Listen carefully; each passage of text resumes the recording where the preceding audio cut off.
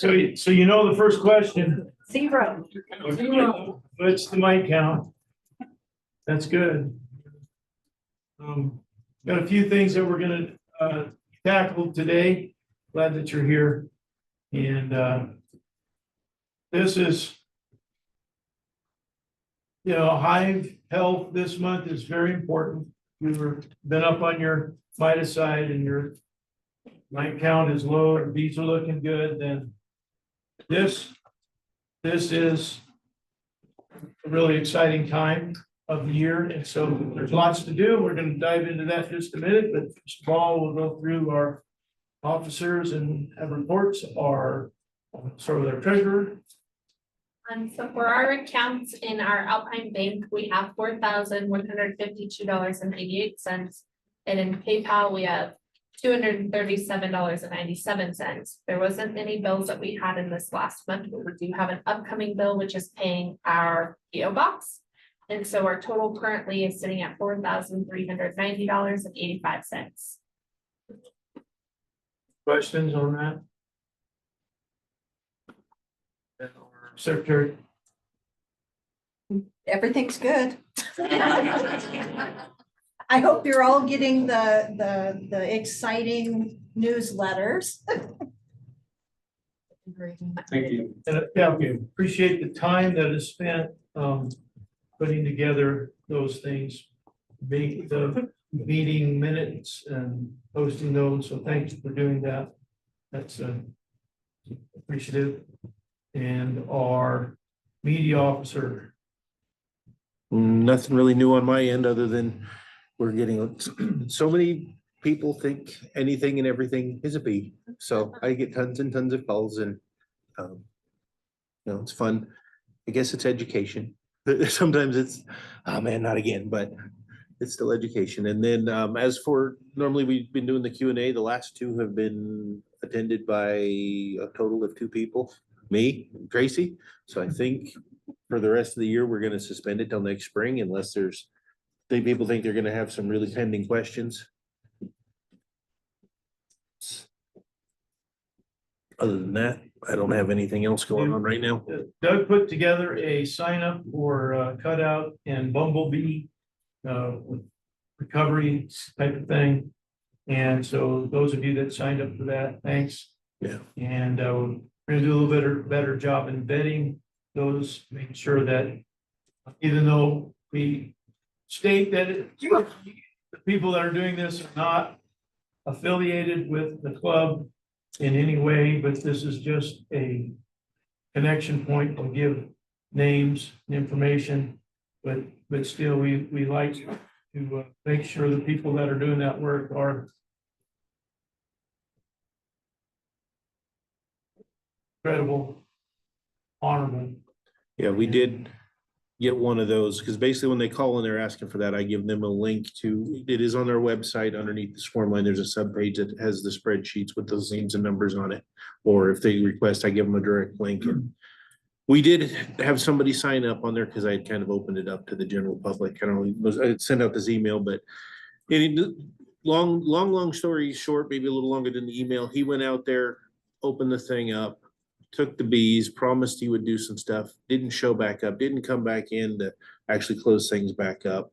It got down to the point that they were about ready to sue the guy before he ended up showing back up and, breaking tons of promises. And, the lady was very nice when she called me back. She's like, hey, I understand that this was strictly between me and him, but we had such a bad experience. We don't want anybody else to have this experience. So I told him, no problem. We're getting him off the list because, earlier this year we had multiple people. I didn't even recognize the name because online he's Ted West. On there he signed up as Theodore West. And when I found out it was the same guy who is basically taking money for people this spring to get nukes and not delivering, it was time. It's like this guy is now, persona non grata in the club, because he was even telling people earlier this year, oh yeah, I'm part of the Western Colorado Beekeepers Association. And I went back and looked at all of our records and I've never seen his name on any of our stuff. So if you run across him, use extreme caution. That's all I can say. Our vice president. The only thing I have is for you folks, don't forget that this coming Monday is the beekeepers meeting in Delta on Highway 92, 6:30. Come out. If you have any questions about it, come talk to me and I'll get you directions and whatever you need to get there. That is a completely free club. There's no membership, there's no fees, there's no anything. Just show up.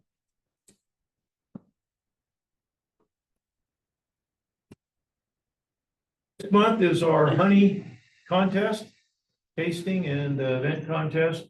First place, $100 gift certificate to Man Lake. Second place is $50 gift certificate to Man Lake. Third place is probably, we should have made third place gift, probably the first place gift. Third place is a 1-year membership to the Western Colorado Beekeeping Association, so.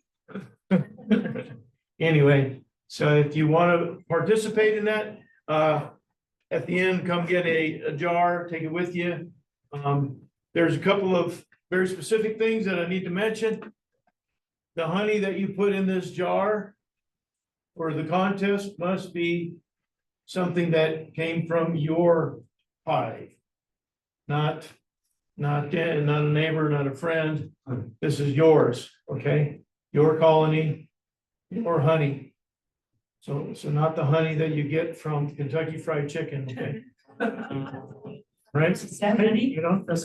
You know, I was thinking about doing that as a control, filling one of them up and throwing it in there and see what y'all think of that one, and, see if you can guess which one that was. Anyway, so if you want to be a part of that, grab a I jar. did that at the very first one. Yeah. I brought in. Funny honey, Yep. because we all will have, the top, and then any comments that, so everybody gets to judge, and it is, it's just basically your decision, what you do. If we don't do anything like color or clarity, it's all by taste, and it's 1 to 5, 1 being the greatest, 5 being the least, and whoever hits the most ones win. That's how we do it, so makes it real easy. In specialty. Oh, yeah, so there's regular honey, and there's 2 categories, thanks for that. The second category is specialty honey, so if it's creamed honey or flavored honey, in other words, you put anything in it that the bees didn't, then it'll go into the specialty category, okay? So there, you can enter 1 in each category, okay? So 1 in regular, 1 in the specialty, so you can have 2 entries. But anyway, that is next, so next month, take a jar home with you and hit that. Yep, And specialty gets what for the price? I think what we do for specialty, what do we do for specialty? What do you guys win? Is it $50 for specialty or is it $100? Is it? I can't remember, is it? Last year it was, first prize was 100, second to Man Lake. Second prize was 50 to Man Lake, then third prize was the free membership, and infused honey was Man Lake. How much? $50. 50, Man Lake. okay, so it's $50 for a specialty. But we don't have a lot in that category. So question was, if your bees were working lavender and your honey tastes like lavender because the bees put it in it, well, you don't have to be specialty, you can put it in the regular. What I'm saying is, whatever the bees did, that's the regular side of the contest. Specialty is anything that you add to it. So there's hot honey, lemon zest, all kinds of different things people do. So it's not just creamed honey. There's different flavors of creamed honey, and then there's all kinds of stuff that's on top of that. So it's very entertaining and interesting, but that's probably one of our very unique meetings. Any other questions on that? There's Mike. Okay. No good? What do you mean by cream honey? I don't have time. Creamed honey is a process. Basically, it is a small crystallized honey. It's not large crystals, it's small crystallized, and you have to have a starter. There's a couple of people that do creamed honey very well. Tyler and Tracy does creamed honey. If you want to talk to them afterwards, they'll give you the how-to. In fact, they probably would even be willing to get you a starter if you want to do creamed honey. Just curious. I Yeah. wasn't sure. It's a process. Normally, there's also flavor added to cream honey as well. Sometimes not, but sometimes it is. It's just, it becomes thick and creamy, and that's why I guess they call it. Okay, Cream whipped, spun, in England, they call it sep honey, it's all. we also have nominations for our board, and so who is not a member? You're here and you're not a member. Okay, so For the club, here, that's up that side. And so here's nominations for Are we? yes. I'm not sure. The SID will. Anybody you want. No. Are you able to see Tracy Hanson, my member? We don't have. Okay, our news. Last time, it's Kate. No, but we put some people on it. Maybe. Me too. Mike. Steve, That's me. what you doing? A bunch. I'm.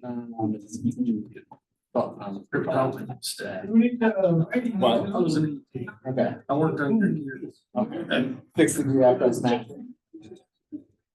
Well, Jason, does anybody want, I mean, you guys, Who needs pencil? There. before we vote, I mean, or run a name on there, you guys still want your position? No, we need to talk about, See what I'm saying? yeah, we need to talk about who's stepping down. Yeah. Make sure I have it. Well, And you should just start filling it out again. Well, do that. She's trying to step down, but if there's. So- no option. Okay, so there's two of these. Two of these officers that would like a break. And one of our treasurer, because she is going to be raising a child. So she's expecting and so needs some time. And then our secretary, I would like to, if we don't have anybody, I'll do it again, but. She and grandma do. I might be a burnout. anyway, and it's not a lot of time, and here's the thing, if you would, those of you that would think about wanting to try to be the treasurer, you're not gonna be thrown to the wolves all by yourself. These ladies have said that they would go ahead and work with you and help you get you up to speed, so on and so forth. Doug was thinking about taking a break, but we talked him into letting his name run again, so. we actually talked to his wife into letting. Yeah, we all ganged up on his wife at her last board meeting. And We tried to get her to be an officer too. Yeah, I got the reluctant side. If you have to.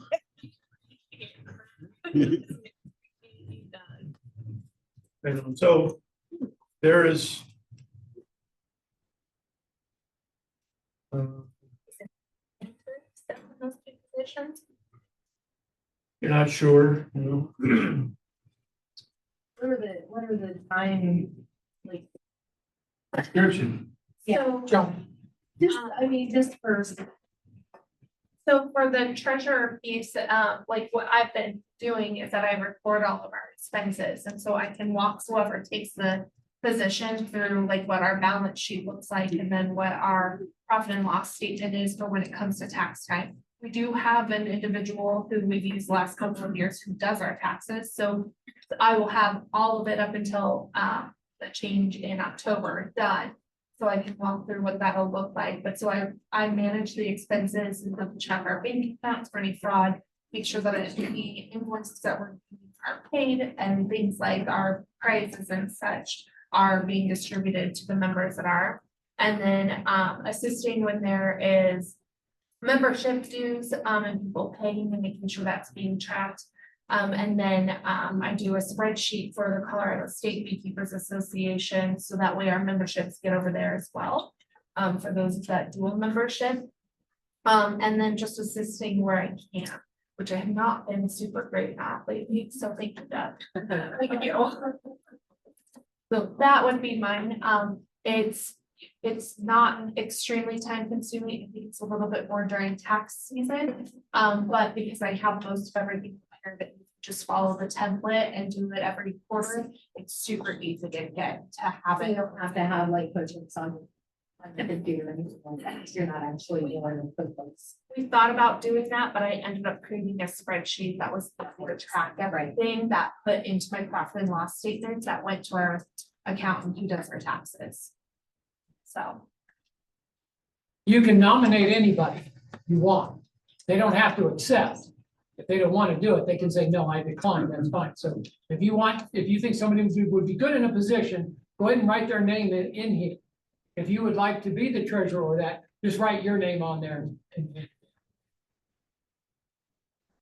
So if somebody wanted to be the secretary, basically it's taking notes about the meetings and putting anything in there that, you know, that we come up with, like, you know, website links or books or, you know, links to different things.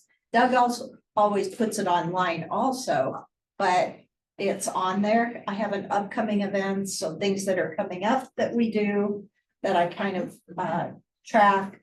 And then sending it out to everybody, which it's not hard. And definitely I can help if anybody wanted to do it. But I also manage the PO box. But that's just, you check it more frequently during membership dues. Some people mail in their check, otherwise it's less frequent through the off season of when dues aren't due. And that's the other thing. I helped with dues. So if she wasn't here, I would take them.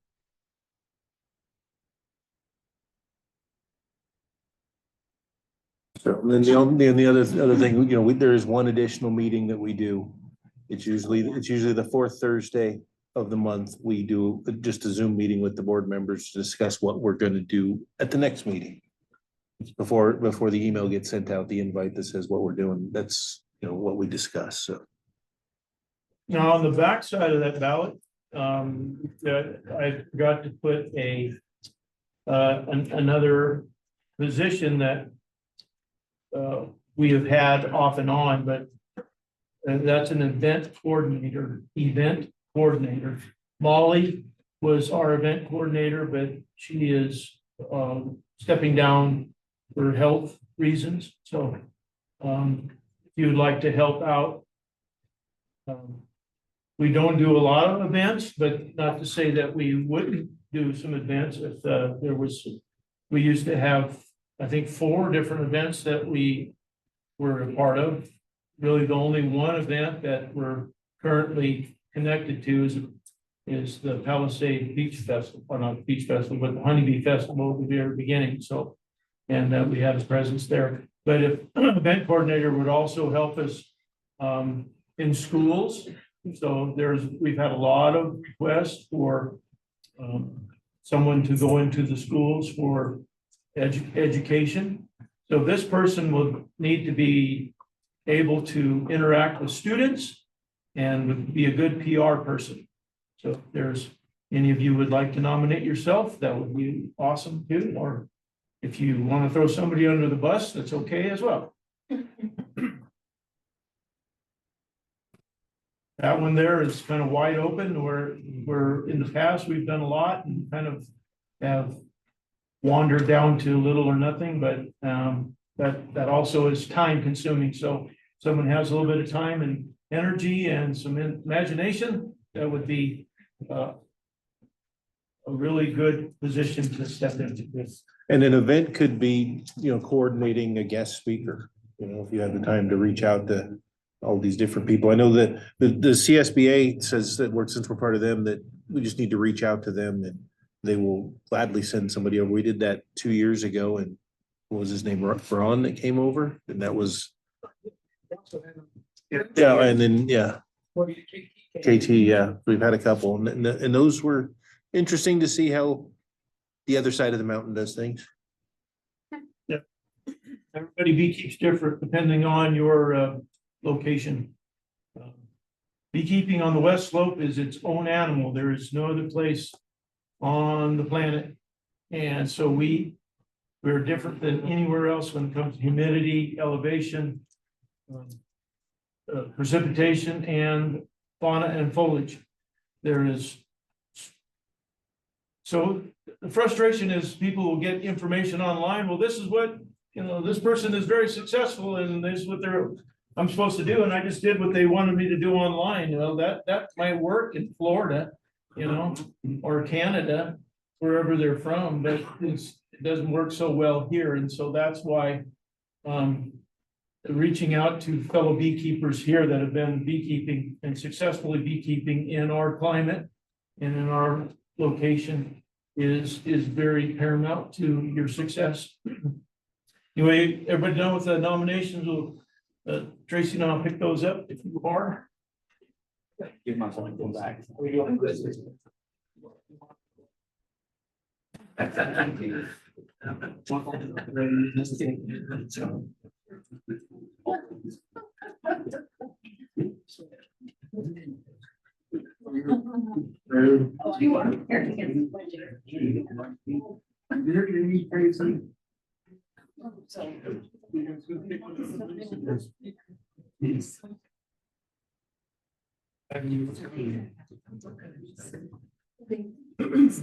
Not you.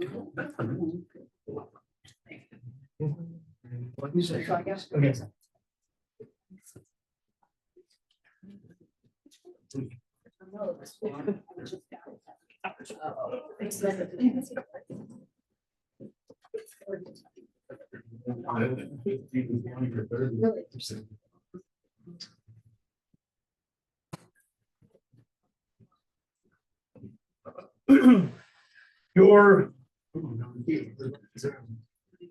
Who still has honey on your beehives have not yet been pulled? Okay, so there's still fall foliage. There's a number of things that really haven't begin to take off yet, and they will, especially because we've had a little bit of rain. And I don't know if you know this, but they are cloud seeding the Grand Valley. We had a tremendous storm move through yesterday in Fruta. And I was right in the middle of pulling honey when that thing cut loose. And then we found out they're cloud seeding. And so and they plan on doing that off and on for the next couple of weeks. And you can get the information of where it's going to be affected. Where can you get that? Because It's online. I can't remember. My wife picked that up, like Grand Valley News or something like that it's called. And but anyway.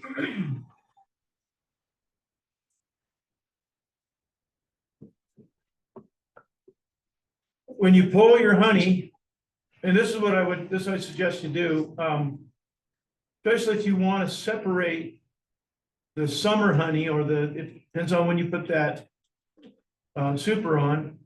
The fall honey is going to be considerably darker. The taste is going to be heavier, much more floral in content, but it's flavored even towards like a molasses, even because of what the bees are working in the fall. Primarily rabbit brush. That throws a darker, heavy honey, and it very, very distinct in flavor. And so it will taint the rest of the honey. So if you want it, some people like it, some people, and they even ask for it. What I like to do is I like to pull as much honey as I can from my hive and let them fill out the weight for the winter frames of honey with that rabbit brush, and so they can have it. They will. It is a good flow, and if if they keep seeding and we keep getting these afternoon thunder showers throughout the valley, then there are areas that will throw considerable amount of fall honey. So you want to pull those supers off, extract them and put a super back on. Okay, you don't want your hive to become, if you pulled all your supers off right now, you don't have any supers on at all. You need to think about putting one back on just so they don't plug the winter nest. Okay, you don't want to become what we call honey bound. Honey bound is when they will place the honey inside the brood nest. And if they have no place to put it, that's what they will do. And what you're doing is you are cutting your numbers. The bees need anywhere from 25,000-30,000 to begin with, going into winter, to go all the way through winter and coming out on the other side as a healthy colony. By the time they go through winter, you're gonna be about 2/3 of that, of your numbers from start to finish. From the start of the winter, which is November, to the end of winter, which is coming out of February into March, you're gonna lose 2/3. So you want that number to be as high as possible of the winter nest, good, healthy winter nest. I would encourage you then, just to be aware of your numbers. Taking those supers off and before you put that other super on is a perfect time to refresh your oxalic acid sponges. Who's using sponges? Yeah. With the answer, say who's not using them. Yeah, probably. Oh, that's good. And how many has done a mite count? Who's done a mite wash just recently? Okay, just a couple of you. And it's pretty hard to do that when you got like 4 or 5 supers on there, you gotta move all those off to get down. So again, you're taking your supers off, okay?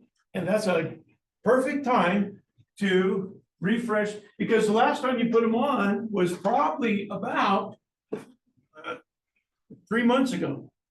And those sponges, the efficacy of the oxalic acid extended release sponges is not more than 90 days. In fact, really the efficacy starts breaking off considerably after 60 days. So this is a good time to, where are they located? Between the 2 deeps. On top of the bottom deep is where those sponges go. And I know I say this often, but it needs to be reiterated. And they are perpendicular, not parallel, perpendicular to the frames. And that's, so there's 1, 2, 3, 4. Where are they located? In the center. Okay, not out on the edges. Where is the majority of the nurse bees are going to be? In the center of the nest, which is located near the center of the hive, top and bottom. So if you put them right in the center, right in the middle between the 2 boxes, right in the center, about an inch apart, 1, 2, 3, 4, those strips are, 1.5 inches, 2 inches wide, and 1, 2, 3, 4 right in the center. What happens is that those nurse bees, which are carrying the mite load, are going to be walking across those strips, and that's how the efficacy works. That's the exposure to the oxalic acid, and the mite is exposed and dies. Any questions? So how many have sponges ready to go? Ooh, so we got some homework. Everybody need to be thinking about that, put some together. They store real well in a Ziploc baggie. Before you use them, you might have that in there, they're kind of clumped up, just warm them up a little bit, put them out in the sun, warm them up, and they'll emulsify real quick and be able to put those again. Somebody was talking to me, hey, I went to put my sponges on and they weren't there. They're gone. And I know I put sponges on there. Pretty sure I put sponges on there, but they're gone. You are the blessed few that have very high hygienic bees. They literally ate them out. They removed them. Now, that means a hygienic bee, that is probably the only IPM you really need to worry about, because they usually take care of the mites themselves. if they're that hygienic, with capping and uncapping. However, they might not be so well at taking care of bees or just cleaning house. Or taking care of the mites. They might not be uncapping it. So you don't know how long ago that those sponges were in there before they removed them. I would say now is the time, get them on there, and then our last inspection before we button up for winter to refresh them one last time. That'll be in November, okay? So now is a good time, September, to get new pads on your bees. Now, somebody told me, well, I just put them on like last month. Do I need to redo it? No, again, 60 days to 90 days is really the average and the efficacy of the oxalic acid sponge is what they're saying. So if you need to, redo those, just wait a month or two. But again, this is the time intervals. Now would be a good time to do it anyway, because you want to do it one last time in November. Yeah, questions? Yeah, that was the question there. Can I do it just one time and go through the winter, or do I need to do it? We want to do it one last time right before winter, because that is going to be, you're not going to be able to crack that hive open, especially where the sponges are, until like March. You don't want to be digging them in January.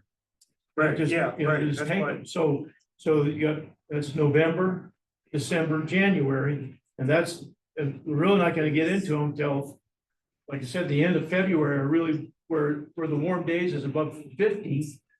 That's the longest possible time frame. So that's why we wait till the last minute, because it's so extended that amount of time. Does that make sense? Yeah, that's why. So that's why we wait. That's part of the last inspection, when you're buttoning them up, ready for winter. And we'll talk about a few of those things, what we do to get them ready for winter, but probably next meeting or the one after that. However, this is a good time to refresh those. Mite count is extremely important. You need to know what your mite load is. Mite load equals virus load. You have a high mite load, you're gonna have a high virus load. Here's also an issue that we're dealing with in this time of year. In September, in the Grand Valley, that is when a lot of absconding takes place.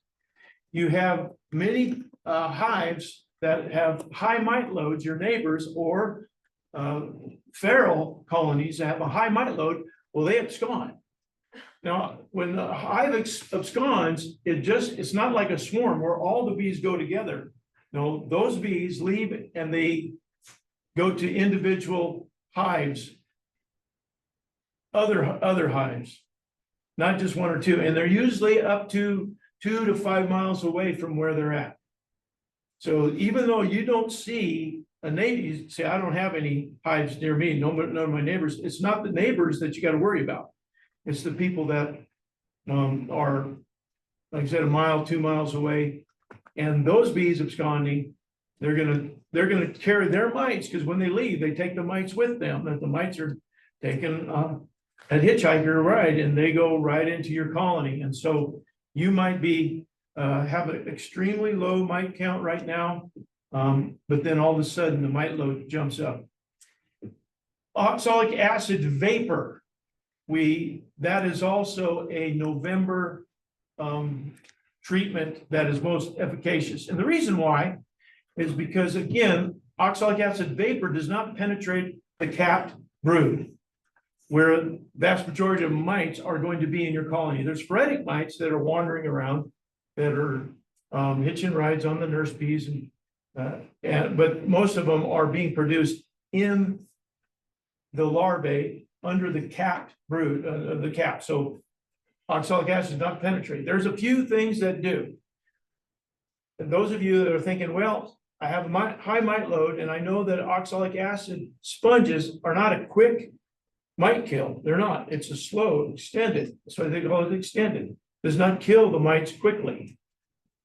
The vaporization will kill all the phoretic mites, but to be really efficacious with the oxalic acid vapor, you have to vaporize every 3 days. Some say every 2 days. up to 21 days, the period of 21 days, because that is the cycle, right? From beginning to end. And so there's going to be some cap that are throughout that cycle to get all the mites in a hive using oxalic acid vaporization. So there's a couple of quick knockdowns. Some people would say, well, formic acid, let's use formic acid because it is very effective in killing mites behind capped in the capped brood. However, it is also very effective in killing your queen. There's a couple of reasons why. Most people believe is because that the pheromone, the queen pheromone, is so overpowered by the formic that the bees think that the queen is no longer good because it overpowers the hypopharyngeal gland and they are unable, not the hypopharyngeal, but the queen mandibular gland. And so the queen mandibular pheromone is overpowered by the formic. They think the queen is no longer producing that pheromone and they ball and kill her, even though they have no shot at getting through, getting another queen made at this time of year. So I would suggest not using formic acid this time of year. It is probably a good treatment in the springtime if you have a high mite load. The other one is a thymol type of product, and thymol is also one that penetrates the capped brood. Thymol, there's a lot of bees use thymol this time of year. There's different ways of delivery.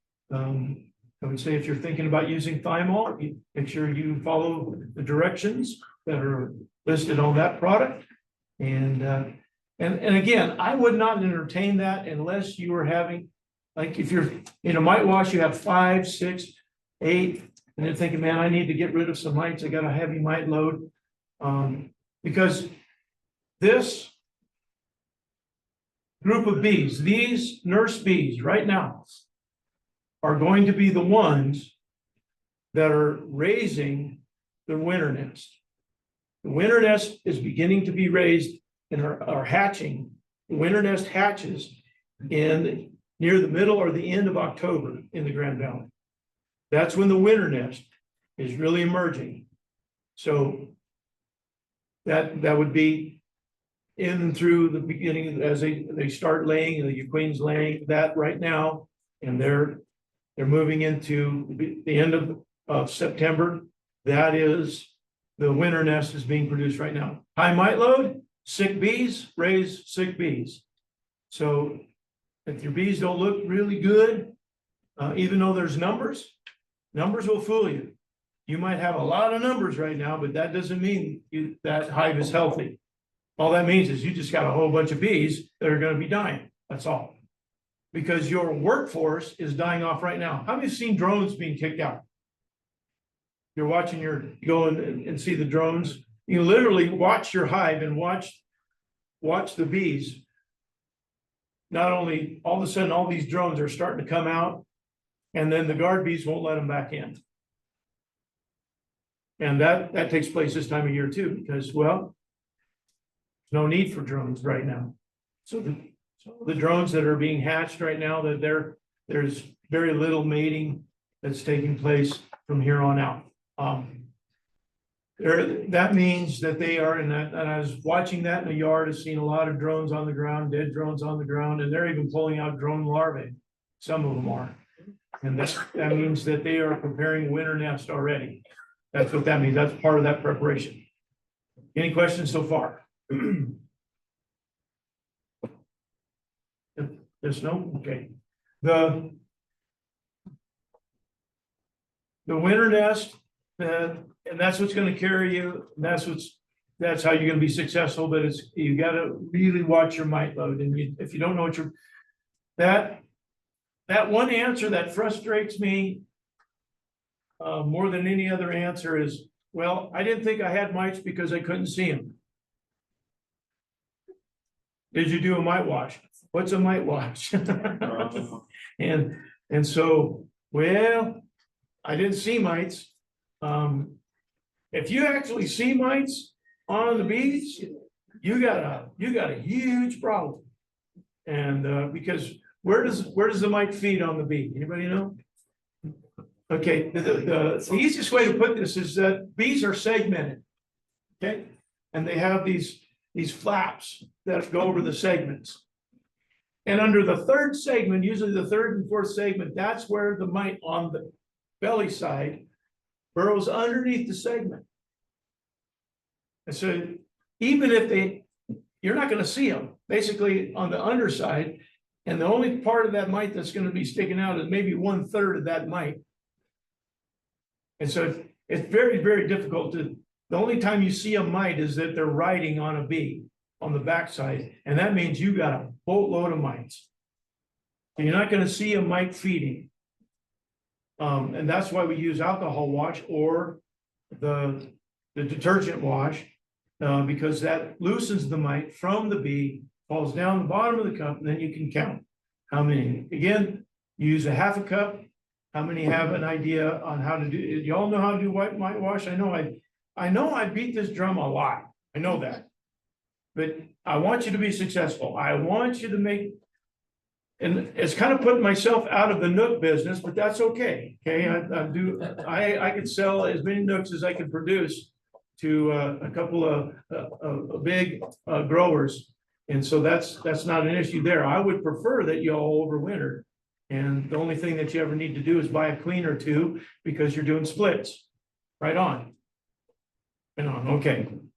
So if you have trouble with any of that, and this is what I told our veterans group, Tyler helps me with the veterans group, is I said, I would rather you call or text me and give me a picture and tell me what's going on at the beginning of the issue than waiting for it to be all blown up and DOA, and then have to do a triage or some really, Necropsy? yeah, try to figure out what happened, or try to resurrect something at the end of it, which is gonna be a whole lot more work. Well, we know you're busy. Yeah, we're all busy, but it's easier for us to deal with something in the beginning stages when you're not sure. Does that make sense?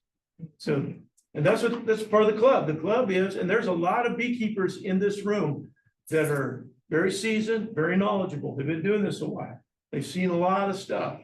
And so that's why we come together, we make friendships, make those connections so that you, and again, we have many different ways of doing things when it comes to some things. But there's very important things, very specific things that we all need to be on the same page. And that is our integrated pest management, our IPM, and knowing how to control our mites. And there's different ways to do that. I give you the easiest way, and that is that extended oxalic acid sponges. That's usually the easiest way. It's very easy on the bees. The bees, that's probably the one miticide that literally does not affect the bees nearly. I mean, we're talking about minuscule effective detrimental to the bees. And as for some of the others are very hard on. Formic acid's hard on the whole entire colony. Again, talking about miticides. And I basically want you to move to all natural type miticides instead of the synthetics. Basically, all synthetic miticides that have ever been produced, the mite has figured out a way to become immune to it. And now Amitraz, we're finding mites that are immune, build up immunity to Amitraz. Amitraz is the active ingredient in the miticide that is used. It's Apivar. It's Apivar, the plastic strips, okay? Half-life of the Apivar is actually days after you open it. So after you open that package and a sealed package, you need to, if you're still using that, I'll say this to you, that if you do not have mites that are immune to it, because no matter if it's brand new, fresh from the factory, it's still not going to work. But if your mites, if it's going to be efficacious on the mites, then that needs to be produced in less than 3 months. 3 months in a sealed package, half-life of that Amitraz is already gone. So that's one of the issues. Formic acid, really hard on them, does work. I cannot tell you yea or nay on the Hop Guard. I have not experimented. There's a couple of you that have used Hop Guard and feel like it's been successful. That's great. I would steer again. If you got low mite count, we get you into November, then again, we have that oxalic acid vaporizer. A couple of you are going to be using it this week, and then afterwards, if you want to sign up for that, let me know and we'll get you on the list. And again, this is the club's vaporizers. And Gina was working good when he was using it, so if it blowed up, well, you know who to talk to. Okay, any questions so far? I don't want to just blow through this. This is important. How do they look? Well, my bees look pretty good. How do you know? Do you have more? How many have more than one hive? We all have more than one hive. Okay. We suggest you always run more than one hive because you kind of have a way to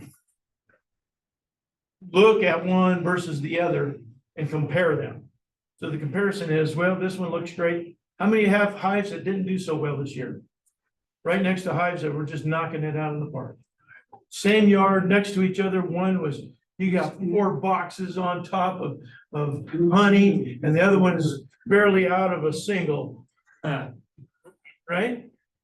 You notice that? Okay. So there's a couple of issues that we know took place this year, and I'm going to hopefully encourage you, give you some direction how to fix that. The neonicotinoids.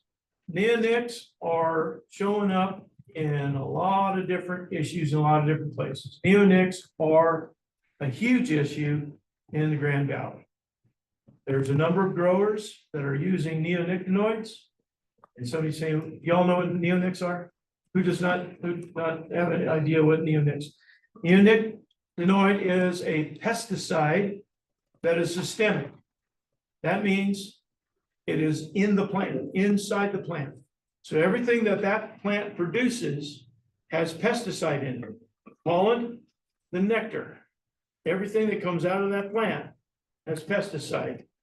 And it begins at the very beginning of that plant's life. A lot of the vegetable and the flowers that you buy from Walmart, Home Depot, and Lowe's, all of those, the main company is Burpee. Somebody know what Burpee is? You ever bought a Burpee plant and planted that? Burpee uses neonics in its plants. It's also in a seed. Yes. It's also sprayed adhesive on the seed as well. So it starts at the very beginning, and then throughout the watering process, they place the neonics in the water, especially in any drip irrigation in the valley. And a lot of people have gone to drip irrigation. And the reason why, it's real easy to put fertilizer, liquid fertilizer, and pesticide in the drip irrigation, and it's all applied right to the plant's roots. And so here's what's happening. At the beginning of the year, you all knew that 75–80% bee loss in the United States. It was across the board. It wasn't one location or other. It was across the United States. 2 major universities, University of Texas, University of Georgia, and University of Florida. I talked a little bit to professor there out of Jamie Ellis out of the University of Florida, that they also were doing testing and had received thousands of samples. Here's what they found. All these universities all across the board, this is what they found. The samples of wax and bees, dead bees, were all sent to these 3 universities, at least 3. Cornell was another one. That what they found is elevated levels in the wax, in the bees themselves that died. And it was elevated enough to be to kill the bees. It wasn't just low levels. They're finding that was one of the main causes of the bee loss is elevated levels of neonicotinoid. And there's, as you will can assume and know, that there's some huge lawsuits that are already filed along those lines. The University of Texas published their findings 3 months ago in the American Bee Journal. So in the American Bee Journal, they did publish their findings, and the others are follow, but I think because of the lawsuits, that they might wait until these things have been litigated. outlawed in other countries. Yeah, Europe has outlawed all across the board, not just for the private sector, but even the professional applicators. All of the EU has outlawed neonics 10 years ago. That's been 10 years. 2 years ago, Colorado said no more individual use, only a professional applicator. And then 4 other states followed. But what we're going to see is probably a ban across the board, because Cornell University found elevated levels high enough to register in the aquifer. So that means that's the main water source that is 600 to 1,000 feet down. So elevated levels in the aquifer, as well as in soil samples in the farmers' fields, elevated samples that are toxic enough to kill insects in the ground, in the dirt. Half-life, and that means how long it takes for that chemical to dissipate to where it's no longer dangerous in the poison. The half-life of some of the neonics is 9 years, some of them it's only 3 years, but to say that even the least amount of the neonics, because there's 5 different neonicotinoids, and doing more and more study on this, and more is coming out. So some of the ones that are used here in Colorado, they're not the heavy duty ones. They're in there on the 3 to 5 year half-life. That means in 3 years, if they stop using it right now, it's still going to be in the ground, in the water table for 3 years. High enough levels to register parts per million. So that's what we're dealing with. And the reason why I'm giving you this information is that you need do your own research. Just don't take my word for it. This is easily found throughout the internet, as well as the published findings of these universities. Do your own research, and then not only educate yourself, but educate others. That's the only way we're going to stop this, because it is a problem in the Grand Valley. It is a huge issue right now, especially on the eastern side of the valley. Palisade, there's a lot of farmers that are using neonics. A lot of orchard and vineyard growers are using neonics. And so, and some of them don't even know they're neonics. So what you need to do is ask them what because they really don't understand. They just know it works. They buy this from the co-op. They get a suggestion. This is what you put in your drip irrigation system, and and they do that. But if you get the name, they'll make the name, and then you can just do the research to see if it's in that neonicotinoid category. Again, there's 5 of them, 5 neonics that are used in the United States. So, yay! As if beekeeping wasn't hard enough already. Tyler had to move a whole yard. We moved his whole yard because of neonics. I lost 2 yards and half of one. My Palisade yards, I'm down to 1, and I lost half of it. I pulled the other Palisade yards completely because they all tanked. And I knew it's really hard. It's hard on, losing that many bees, but, and so, until the whole entire co-op says we're not going to use neonics, I'm not taking them back. So the cherry growers and the pear growers and the apple growers are gonna have a hard time finding anybody to put bees to pollinate on that side of the valley. Because me and the 3 other guys that do that, we're done. We told them we can't do it. Yeah. So one thing else you gotta look out for, last year when I went to go reseed my field, the old farmer down the street said, I can't remember what make and model seed it was. Well, I went to the co-op and said, hey, I need this, they go, where's your applicator's license? Because the seeds was actually coated in what they ended up calling was Roundup gray seed. That's another way they're getting it in the ground as well. Found that out after last meeting.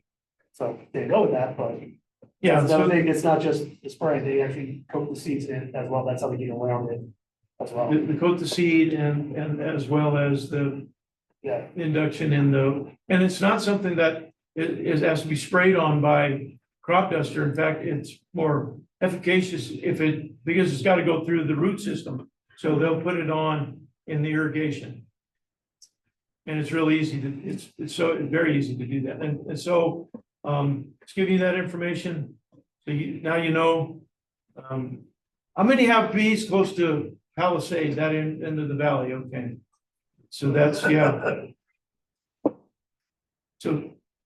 So early on, that was a struggle, yeah. I was gonna give an update, you know, Yeah. last month we talked about. So we switched all those, it's been about a month, a little over a month now. Just from completely different area of the valley, getting out of that orchards, which passed and done well, but. Then we changed a bunch of frames, those bees have actually turned around, and obviously they got started. Later than we wanted, so I don't know if we get more about training either, but they are producing, they turned around, totally different temperament, totally different circumstances. That was 25 removed. 25 will be moved. So. All of them across the board were just hammered. Yeah, I mean, I was going down the singles. There's still some that were just lethargic, like just not doing me. And I think Jason was telling you, you know, because he was there when we were moving them, the one hive, he looked at it, a single, the queen was just basically on the bottom board, just kind of hanging out. That hive is completely turned around. Now she's a laying machine. And it's, again, it's amazing how you can get them into a flow, get them away from the poison, and of course change out a few frames and whatnot, but it just down the goal. You know, we draw out some new frames. Things on the up and up. that's in the peaches too, isn't it? Apples and everything else, right? Yeah, there's some of them that are using it exclusively. So, I'm talking to one of my growers that I pollinate for, and he was saying that in their co-op meetings that they are still advocating for neonics. So they're telling one of the largest drug companies is the one behind it, Bayer. Bayer is the one that, and Monsanto, they're the two that produce them. So we're talking about billion-dollar corporations that, you know, they have, I don't know how many millions of gallons that they have produced of this, but you were hundreds of millions of dollars that they stand those foods if all of a sudden that flow of income is shut off. So the co-op is still advocating using neonics, saying that, oh, it's the mites, it's other issues that are killing the bees, it's not the neonics. They're still saying that. And there was a lot of people that came out early and saying it can't be the neonics, but it's showing up in these tests. That's proof's in the pudding, right? Yeah. So if these non-biased laboratories are testing comb samples and the actual bees and finding high enough levels, toxic levels in both the comb and the bees themselves that are dead, saying that is a problem. And again, it is non-biased labs. And so that's good enough for me. I'm saying that that's an issue. And so more and more, the more that people are finding out, the more that is turning towards. I would not say that is the only problem, the sole problem, but that is definitely lent itself to whether it's 50% or however you want to measure that is certainly an issue. And I have noticed it. And here's what it is. I think it is a residual buildup in the soils.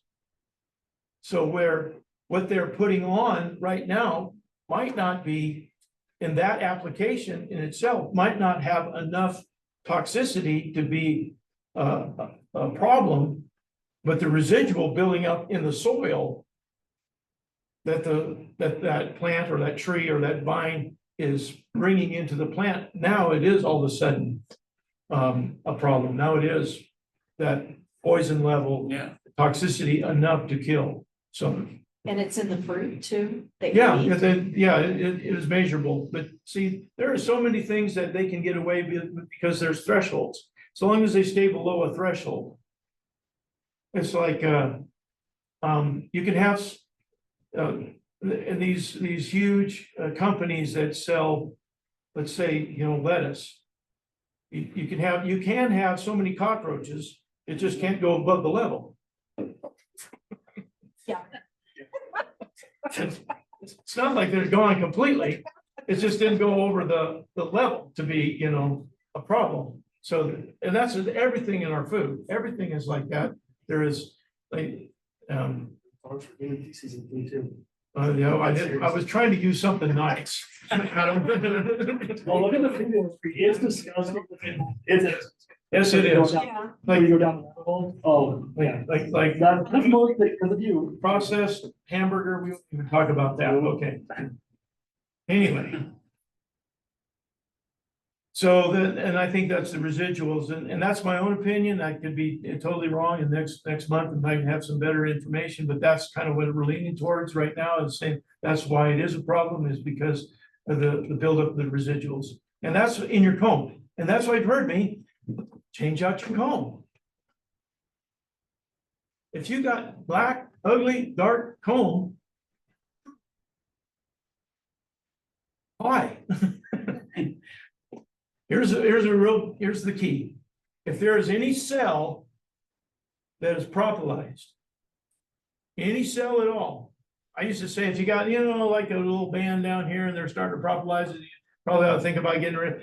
I'm at the point now, it might be a brand new frame this year. And it's drawn out, and there's 2 or 3 cells that are propolized, it's gone. Because if it's neonics, it doesn't take much. And so I'm talking about me, you're the beekeeper, this is what I do. And for me, keeping bees alive is kind of important. And so that's why I do what I do. I would rather spend, that's $3.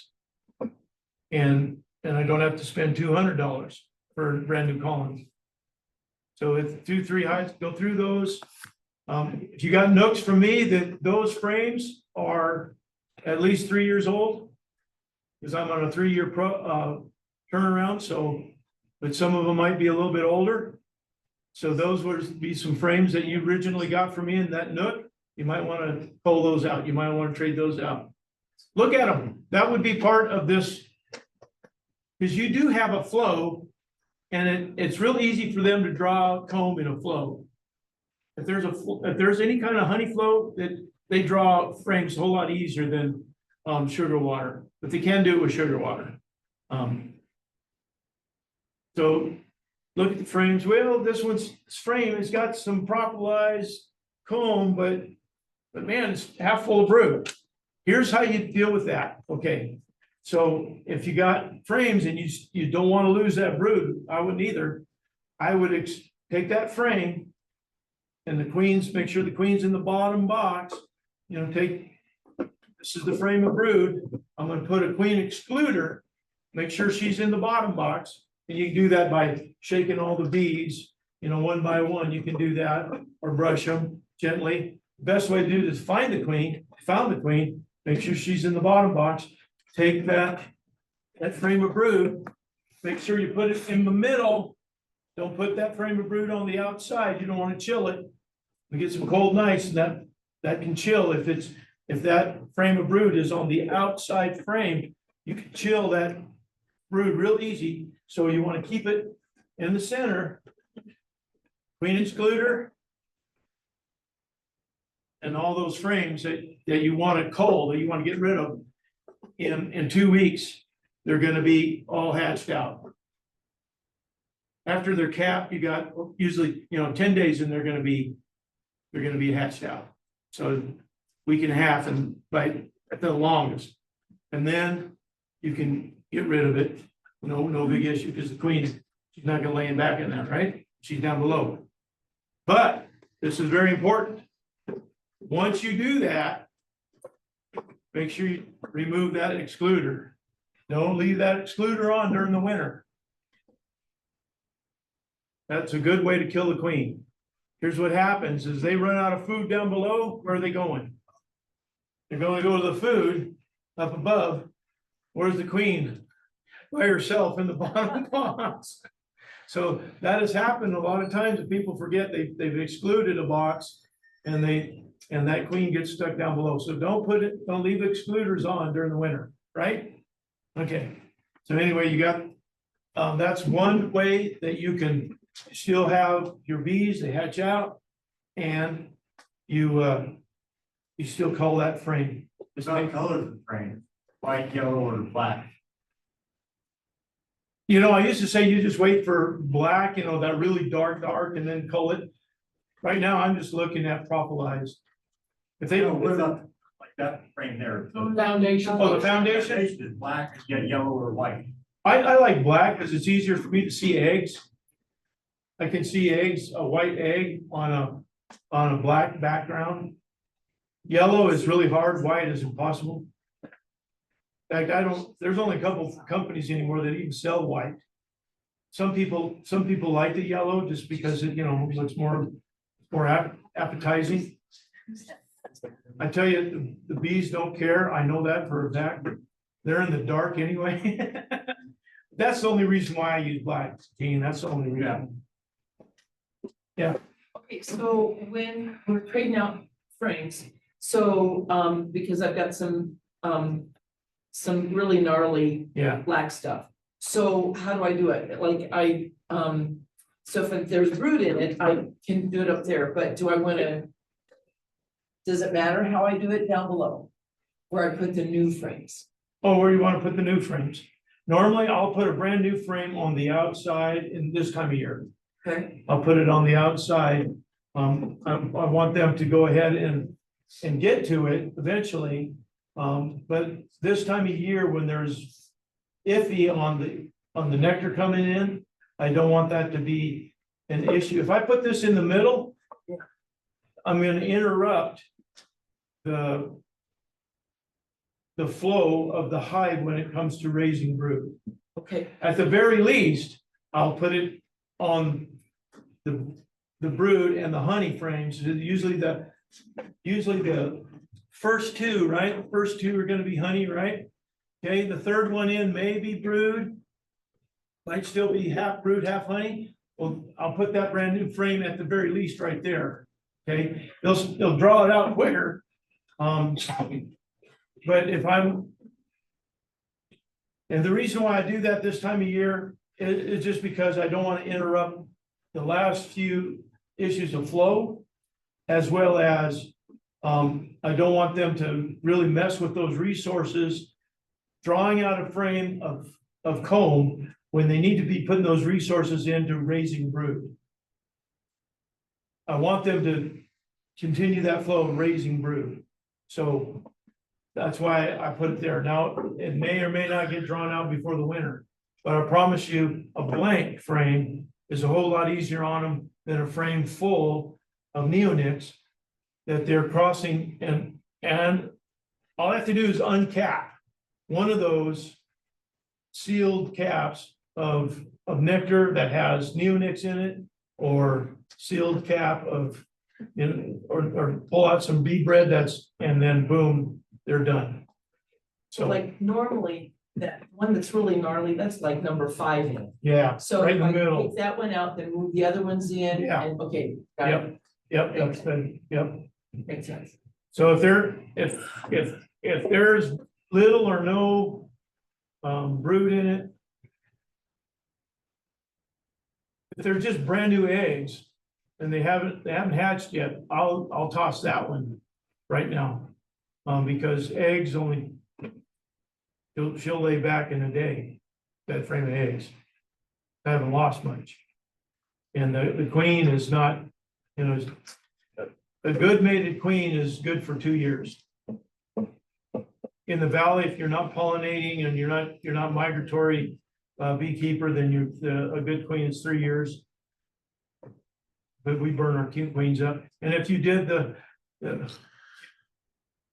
if you this spring you added a little bit of rocket fuel and you got the queen laying a little bit early, where you're burning your queen out, so knowing that your queen's not going to last as long as a. But normally we requeen every year, but normally queen is good for 2 years. So because there's plenty of spermaceca and that's all. That's a good question. So anyway. Now, pads on. Somebody said, well, what about feeding? You can feed this time of year, especially because they're off and on, there's been a dearth. How many of you extracted some really dry honey this year? I mean, it was like Elmer's glue honey. It was like barely coming out. 13.8. We can't, although that was thing, it's hard to get out. You had 13.8? You just 13.5. you had a 13.5, and the winner goes to. We were, We have that 13. Yeah. No, it is. And if you got a hand crank. See?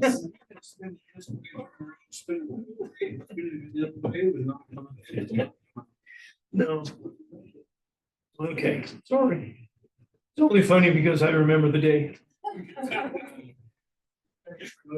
It's 13.2. 13.2. Wow. So that's dry. you need anything to make it thinner, or is it okay? I would kind of steer away from trying to add any water. If you want to add water, only add a little bit of distilled. You get distilled water.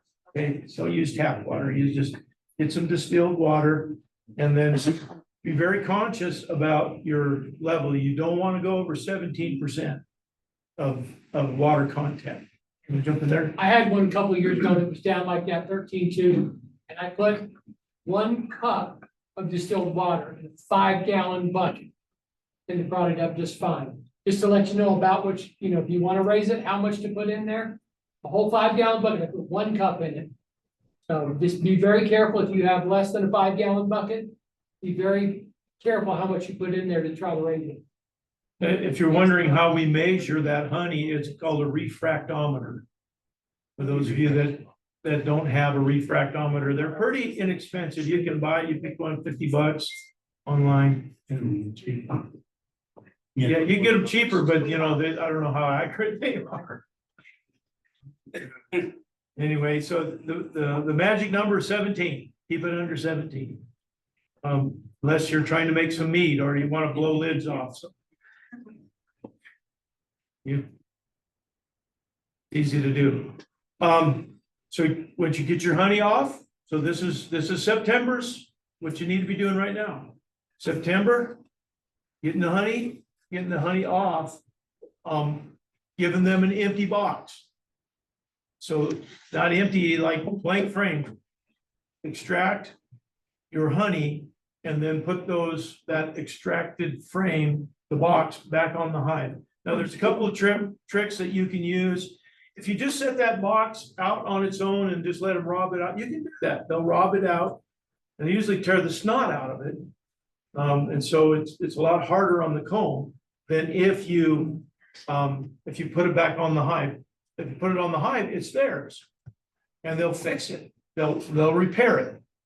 And yeah, they'll put a little bit of honey in it. And then if they put a lot of honey, you can extract it. But there's a couple of tricks, and go ahead and give them the trick about doing the inner. Okay. This is your hive as it sits with no supers on it. Take your inner cover. Don't screen the middle of it. Some people screen the middle hole in it, but leave it, make sure it's open. Put your inner cover down and then your wet super on top of that. Okay? They'll come up through that hole and they'll clean that out. And they'll get all that honey, put it back down here. But they won't put honey back in it unless you leave it on there too long. You wanna leave it on there for 2 to 3 days, once it's clean, and get it off again. Okay, inner cover, 2 boxes, inner cover, honey super, and then your telescoping cover on top of that. 2 to 3 days, and then pull the super back off. And if you do that and it's on the hive, they don't tear the snot out of it either. They still consider that, hey, this is part of ours. When it's open, sitting on the side, on the ground, it's fair game to everybody. Then they really are aggressive. And especially if you have room down in these 2 boxes for honey, they're not gonna wanna put honey above that inner cover. Now, if this is jam-packed full of honey, then you might have a problem with them trying to get back through that hole and putting honey in. But as long as there's room down here, they're gonna try to put that honey down here, and they're not gonna re-put it in the super. And you can put 2 supers on there, and they'll clean it up so beautiful, better than you can do. We wouldn't put a queen excluder on our, would you? No. So She's gonna as stay long down as here you in have the telescope open, just the worker bees are gonna go through Exactly. that. Yep. Oh, Exactly. okay. We're not able to store those sprays for the winter. Exactly. Yeah. 2 to 3 days after they're on here and they're clean, then you pull them off and store them. Now, that's if you're wanting to clean them up. If you want to catch a fall flow, then you don't do the inner cover, just put them on like you would normal. So extract them, put them on and let them catch this last little bit. If you really don't want the rabbit brush and the dark, heavy tasting honey, what you can do is on your brood chambers, these 4, 2 outside on this side, on the front, 2 outside, on the back, these are usually honey. I would only do the top box, don't go to the bottom box, because you don't want to take too much. You can extract these. Extract these 4, put them back in wet, right where you got them. They'll fill those up with the fall honey. This is in the brood chambers, okay?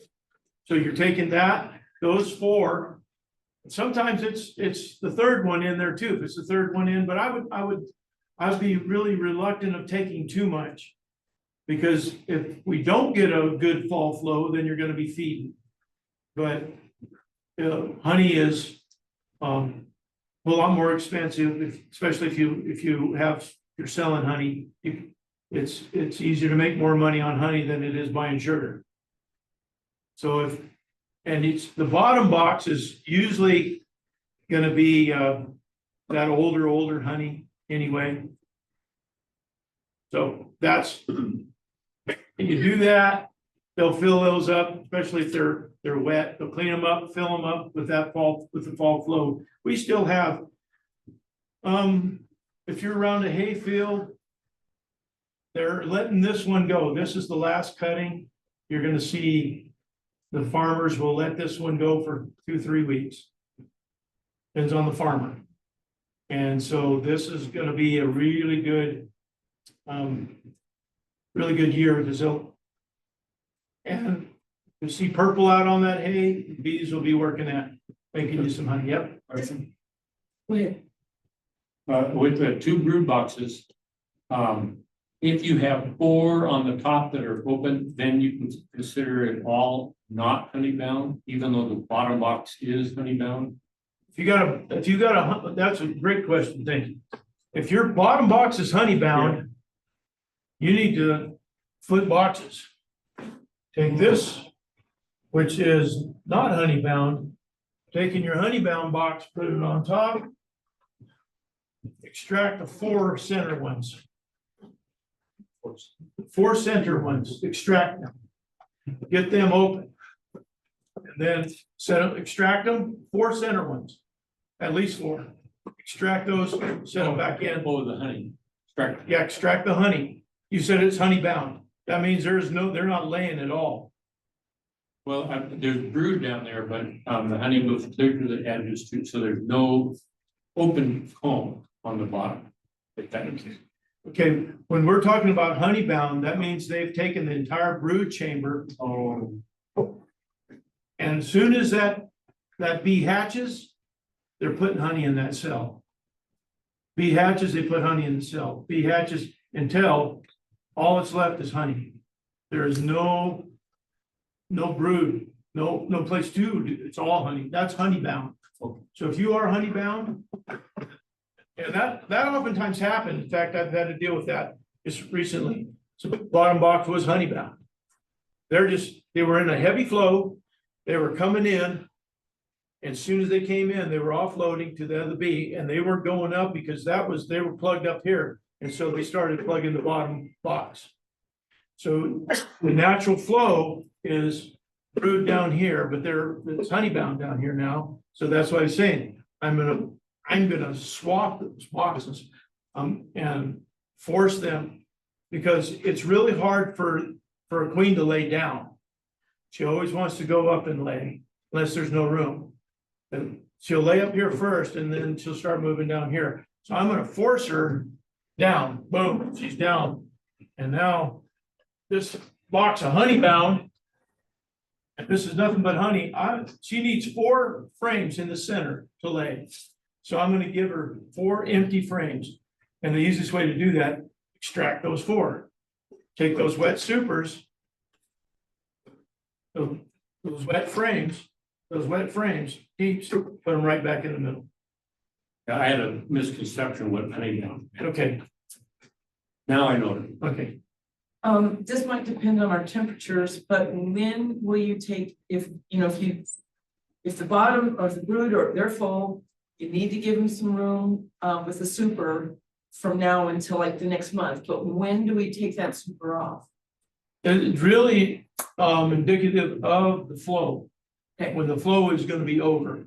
And that usually is regulated by the bottom temperature, the Okay. bottom number, the cold of the day. Right. So if we get a consistent below 50, when it starts dropping down in the 40s, 48, 49 in the low temperature, and that happens for a week, that shuts the nectar off like a light switch. Phew. Okay, and so that's usually the start of the beginning of the end. Yeah. Okay, so it's kind of regulated by our temperature. And so where you're at in the valley is different. It'll start getting colder in Loma and Mac long before it does Palisade, this end of the valley. So the cold temperatures begin out there in the plain and then move towards Palisade. So, and if you're in Glade Park, well, it's already started. It's fall is in the air. And those of you that have hives up there in Colburn probably started up there. Is trees turning up there, Monty? Oh, yeah, gotta get there, man. Yeah, so it's in full color or just like green and yellows? Half and half, man?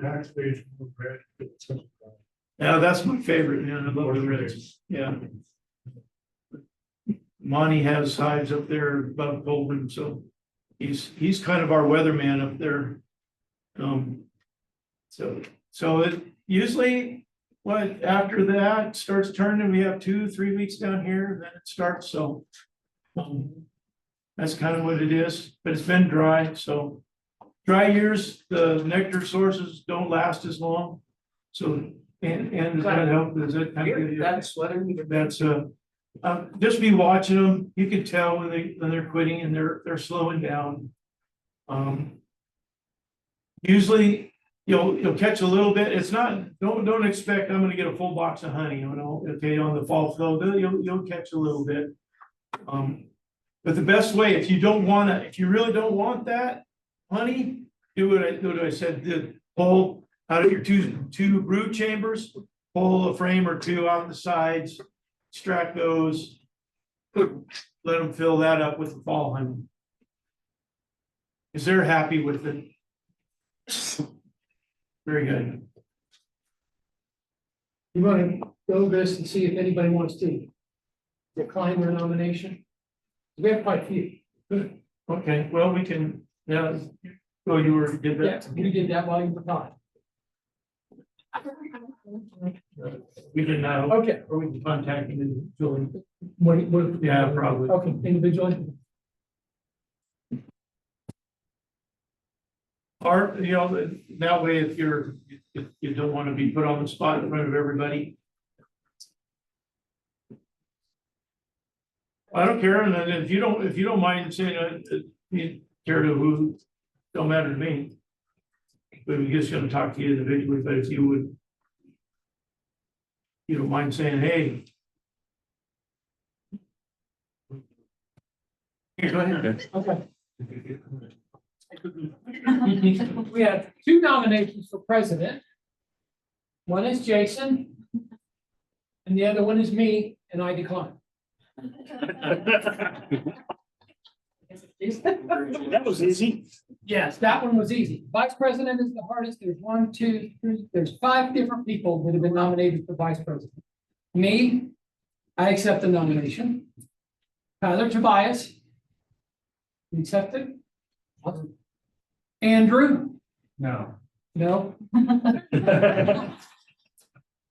Travis? What's Travis's last? It just said Travis on the. We have more than one Travis on the list. I'd have to look at, Okay. we got 80-some members, I'll have to look. If you're gonna take that one, then take this one. Do both. Right. And then Doug was the only one from media officer, just because everybody likes him. It's tough being liked. Okay, secretary. Adam.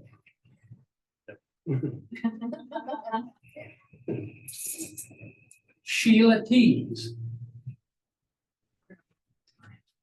That's up to you. You can decline or you can, Well, you you want to think about it? have a month to think about it. Yeah. And to talk about it. Okay, about it. And Andrew. And of course, Brenda. So, yeah, And of course, Brenda. yeah, Brenda. And then the last one is treasurer, No, Jason. you guys, Russ Rollins, He's not here. he's been nominated, we'll have to contact him. Kira, and Shirley wrote, no, thank you. Yeah, she said no. Yeah. And the last one is one I would like for you all to really consider is Doug's wife. I don't know who wrote that. Yeah, give me getting her to a meeting, Yeah. Then the last one, there is one for the event coordinator, there's only one person nominated, and that's Tyler Tobias. Think about it, okay. okay. Very good.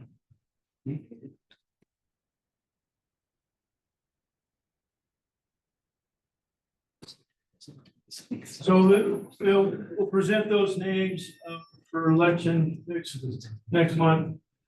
And any questions? Fall preparation, I would say the main thing out of everything we talked about is getting those oxalic acid pads on, okay? Refresh those guys, will you? Please do that. Can you do that? If you don't have any pads and you don't think you're able to contact me, I have them and I will happy to help you with them, okay? Right? Thanks. Okay. So if you have them, then you can, there's They no. seem to work great. I'm impressed. I probably won't have time to come put them on for you, but if, at least you have them so you can do something, okay? Good? That way you got bees overwintering. So the mite issue is a huge thing. If we can get those under control, you are set and good, yeah. One question about smokers, I mean, we're on high fire alert. Actually, they dropped all that. We're good. When it was high, can we use our smokers? I mean, because there's not control, I mean, it's not. it's contained. You can't use it off on switch. So here's a story. My partner, I don't know, some of you met Mike. He's a commercial beekeeper in Idaho. He was working here in the valley for a little while with me. we work together in California every year. Good friend, really good friend. Their outfit was hiring, so they hired, one of the nephews of one of the family members. And needless to say, this nephew, wasn't all there all the time. He struggled. That's a nice way to put it. And, so Logan, second day working, left the lit smoker on the lid in the middle of a bee yard. And about 5 miles down the road, the old man, Kendall, is looking in the rearview mirror and sees a bunch of smoke. And he goes, man, we were just over there. I didn't see anything. Did you see a house on fire or any fire? He said, no, they just kept driving. And then all of a sudden they get a call from the fire department saying, do you have a bee yard over here, such and such? Well, yeah. So, well, you used to have a bee yard over here. So it lit the whole thing up. 44 got poofed. That's cookware and all, so that's. That's it. I burned that dude to the ground. So Logan, he had worked for free the whole year. But anyway, that was really a dry year type of thing. Let's try this year too. Yeah, That's why I had a question. So yeah, if you use your smoker, just My smokers. don't leave it lit on the lid. That's the story. So be careful setting it on the ground behind you, or anywhere on the ground where the grass is. How many carry, well, most of you have it at your own house, but if you have a fire extinguisher or garden hose or something, you put it out. Anyway. So main thing, and, we'll get you going on. Like, if you have a high mite load and, instant knockdown of all the phoretic mites is the vaporizer. So we have the vaporizer available, and if it's borrowed out, and I know everybody's gonna be wanting one, I'm gonna loan mine out this fall too. So I have 3 of them that I can loan, individual ones, so we get everybody, but some of them are, a couple of them are 110, so you have to get out a generator or a long extension cord, yeah. Is it good? No. It's in Cali. It doesn't leave Cali, and we leave it there on purpose. That'd be nice, wouldn't it, huh?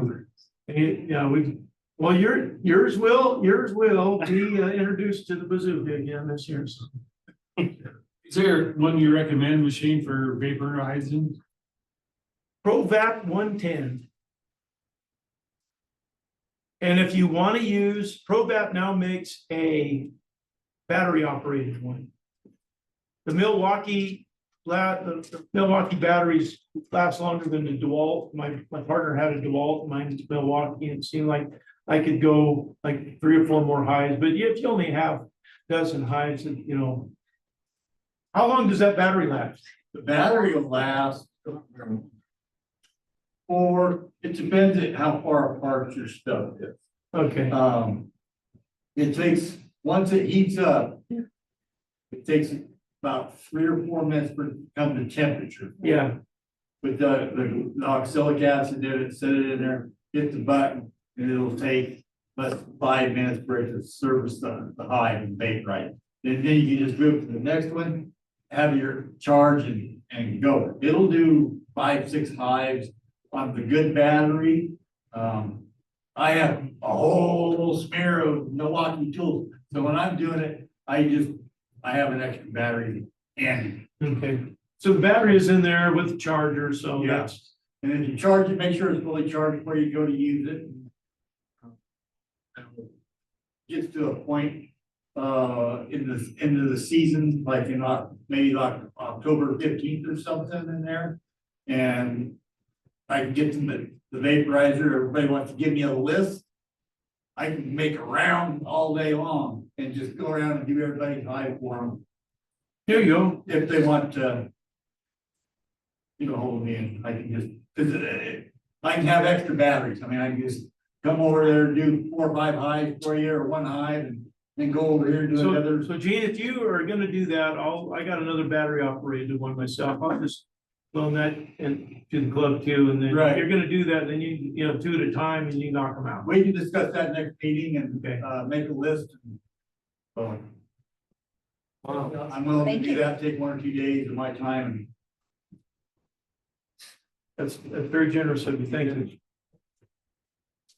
And it will make a difference, you going with 0 mites going into winter, and that really is the best way to go. And the best way to do it is when they are broodless. So we're looking at November, the end of October. Right. They're very little brood by then. Okay, You know, and Jason was, also mentioned, you know, if you can do it for 2 or 3 days in a row, you know, it depends how bad your mites are, hopefully, you know, they're not up there, but servicing once or twice, that's what I've done with most of my stuff, twice in a row, every other day. My Mac counts is 10 or less. hey, you spit. It's good. Anything else? All good? Any other questions? Any other answers? Right, don't forget that, come up and get your jars, those of you that want to get jars and, jump in there. So if you have any honey at all, you want to throw it in, you never know.